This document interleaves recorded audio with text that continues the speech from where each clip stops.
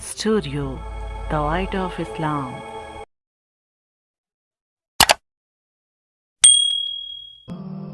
बिस्मिल्लाहिर्रहमानिर्रहीम। अस्सलामुअलैकुम। आइन स्टूडियो के सभी देखने सुनने वालों को एक बार फिर से खुश आमदीद।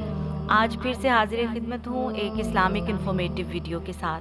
तो आपसे गुजारिश करूँगी कि बगैर स्किप किए वीडियो को आखिर तक देखिएगा ताकि आपकी मालूमात में इजाफा हो सके, क्योंकि आज की हमारी वीडियो है दज्जाल के बारे में। और याद रहे कि फितना दज्जाल से आगाही तमाम अंबिया कराम अलैहिमुस्सलाम की सुन्नत है और आज के दौर में ये सुन्नत मिटती जा रही है। नाजरीन, दज्जाल यहूदियों की नस्ल से होगा, जिसका कद ठिगना होगा, दोनों पाँव टेढ़े होंगे, जिस्म पर बालों की भरमार होगी, रंग सुर्ख या गंधमी होगा, सर के बाल हबशियों की तरह होंगे, नाक चोंच की तरह होगी, बाईं आंख से काना होगा, दाईं आंख में अंगूर के बकद्र नाखना होगा।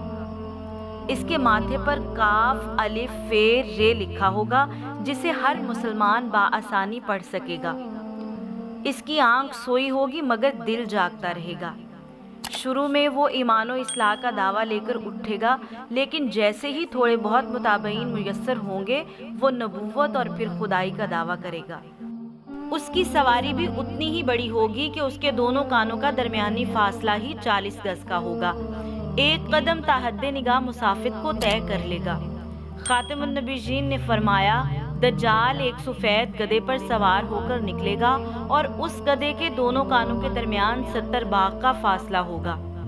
बाग दोनों हाथों के फैलाने की मिकदार को कहते हैं। दीगर अहादीस में आया है कि वो निहायत तेजी से सफर करेगा और बादलों की तरह तेज उड़ेगा।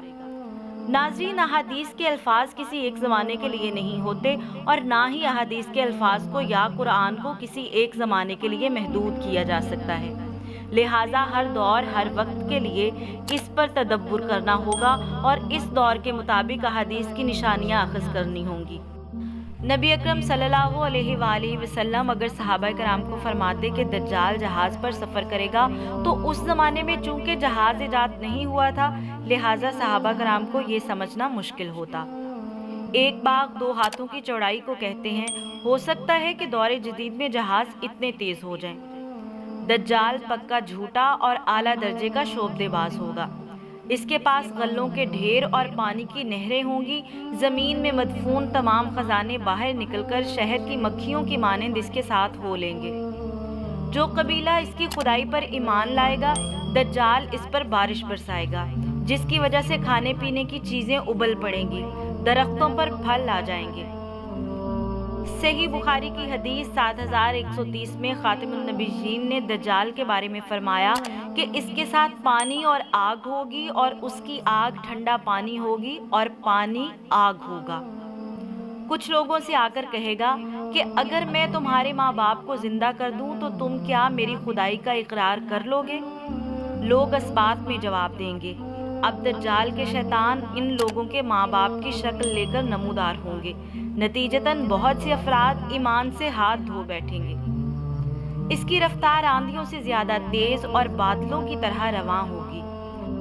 वो करिश्मों और शोबदाबाजियों को लेकर दुनिया के हर चप्पे चप्पे को रोंदेगा। तमाम दुश्मनाने इस्लाम और दुनिया भर के यहूदी उम्मत मुसलमा के बुग़्ज़ में इसकी पुष्टपनाही कर रहे होंगे। वो मक्का मुअज़्ज़मा में घुसना चाहेगा, मगर फरिश्तों की पहरेदारी की वजह से उधर घुस ना पाएगा। इसलिए नामुराद और जलील होकर वापस मदीना मुनव्वरा का रुख करेगा।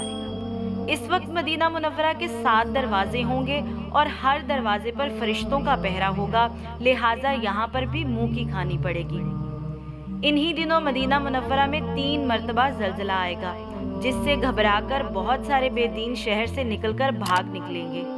बाहर निकलते ही दज्जाल इन्हें लुक़्मा तर की तरह निगल लेगा।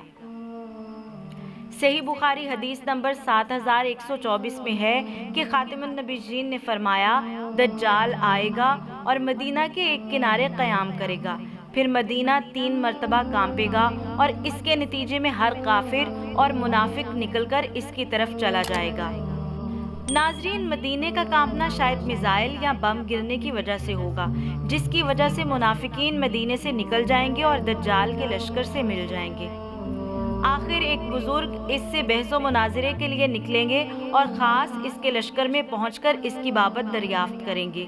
لوگوں کو اس کی باتیں شاق گزریں گی، لہٰذا اس کے قتل کا فیصلہ کریں گے، مگر چند افراد آڑے آ کر یہ کہہ کر روک دیں گے کہ ہمارے خدا دجال کی اجازت کے بغیر اس کو قتل نہیں کیا جا سکتا۔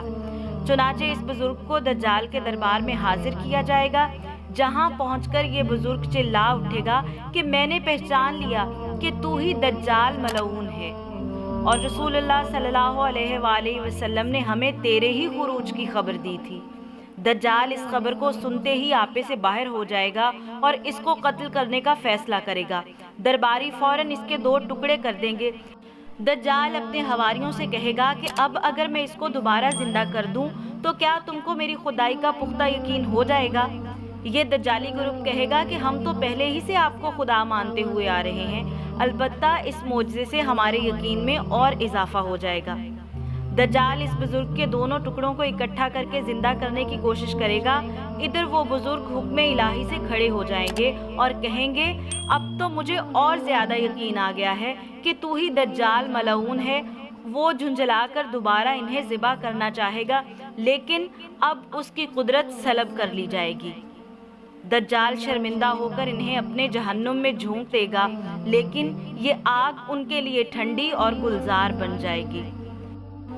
اس کے بعد وہ شام کا رخ کرے گا، لیکن دمشق پہنچنے سے پہلے ہی حضرت امام مہدی علیہ السلام وہاں آ چکے ہوں گے۔ ناظرین، ابن ماجہ کی حدیث 4085 کے مطابق رسول اللہ صلی اللہ علیہ وآلہ وسلم نے فرمایا کہ مہدی ہم اہل بیت میں سے ہوگا اور اللہ تعالیٰ ایک ہی رات میں ان کو صالح بنا دے گا۔ یعنی مہدی کو اس سے پہلے خود بھی پتہ نہیں ہوگا کہ وہ امام مہدی ہیں۔ اللہ تبارک و تعالیٰ ان کو ایک ہی رات میں مرتبہ عطا فرمائے گا۔ ان کو ایک رات میں یہ مقام اس لیے بھی عطا ہوگا تاکہ دشمن ان کو پہلے سے پہچان کر نقصان نہ پہنچا دے۔ دجال دنیا میں صرف 40 دن رہے گا، ایک دن 1 سال، دوسرا 1 مہینہ اور تیسرا 1 ہفتے کے برابر ہوگا، جبکہ بقیہ معمول کے مطابق ہوں گے۔ امام مہدی علیہ السلام دمشق پہنچتے ہی زور و شور سے جنگ کی تیاری شروع کر دیں گے، لیکن صورتحال بظاہر دجال کے حق میں ہوگی، کیونکہ وہ اپنی مادی و افرادی طاقت کے بل پر پوری دنیا میں دھاک بٹھا چکا ہوگا۔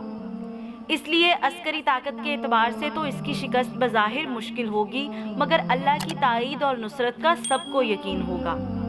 حضرت مہدی علیہ السلام اور تمام مسلمان اسی امید کے ساتھ دمشق میں دجال کے ساتھ جنگ کی تیاریوں میں مصروف ہوں گے۔ تمام مسلمان نمازوں کی ادائیگی دمشق کی قدیم مسجد میں کریں گے۔ ملی شرازہ، لشکر کی ترتیب اور یہودیوں کے خلاف صف بندی کو منظم کرنے کے ساتھ ساتھ مہدی علیہ السلام دمشق میں اس کو اپنی فوجی سرگرمیوں کا مرکز بھی بنائیں گے، اور اس وقت یہی مقام ان کا ہیڈ کوارٹر بھی ہوگا۔ امام مہدی علیہ السلام ایک دن نماز پڑھانے کے لیے مصلی کی طرف بڑھیں گے تو عین اسی وقت حضرت عیسیٰ علیہ السلام کا نزول ہوگا۔ نماز سے فارغ ہو کر لوگ دجال کے مقابلے کے لیے نکلیں گے۔ دجال حضرت عیسیٰ علیہ السلام کو دیکھ کر ایسا گھلنے لگے گا جیسے نمک پانی میں گھل جاتا ہے۔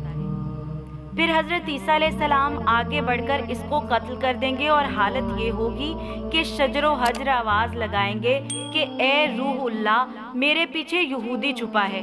چنانچہ وہ دجال کے چیلوں میں سے کسی کو بھی نہ چھوڑیں گے۔ پھر وہ صلیب کو توڑیں گے، یعنی صلیب پرستی ختم کریں گے، خنزیر کو قتل کر کے جنگ کا خاتمہ کریں گے، اور اس کے بعد مال و دولت کی ایسی فراوانی ہوگی کہ اسے کوئی قبول نہ کرے گا، اور لوگ ایسے دیندار ہو جائیں گے کہ ان کے نزدیک ایک سجدہ دنیا و مافیا سے بہتر ہوگا۔ ناظرین، امید ہے کہ آپ کو ہماری آج کی ویڈیو بھی بہت پسند آئی ہوگی۔ اس کو اپنے دوستوں کے ساتھ زیادہ سے زیادہ شیئر کریں، اور اگر آپ ہمارے چینل پر نئے ہیں تو چینل کو سبسکرائب کرنا مت بھولیے گا۔